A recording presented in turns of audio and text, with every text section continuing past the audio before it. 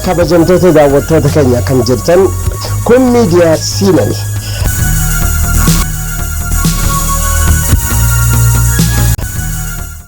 Mirakoo warraaquu fedhii koo sunturu abdii gogeesse mogoleetti irtiru yaada gaadaa qalbii daba murtoo lafaa namee of kirkiduu tasa gaabbii naafaa namee of kirkiduu tirsa gaabbii naafaa.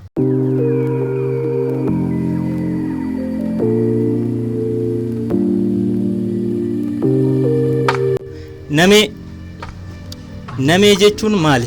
Namnis maali? Nama jechuun mee maal of keessaa qaba? Miira koo warraaqu fedhii koo sunturu abdii koo gogeesse mogolee tirtiru yaada gaadaa qalbii daba murtoo lafaa namee of kirkidu tirsa gaabbii naafaa.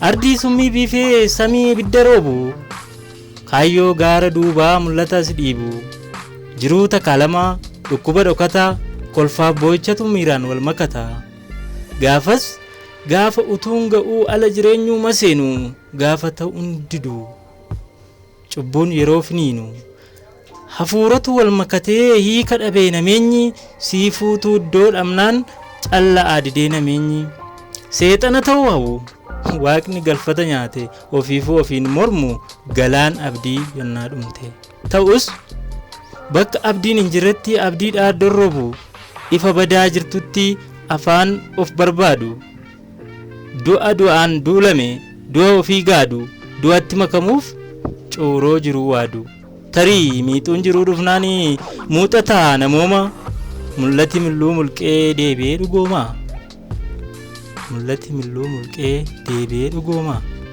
namee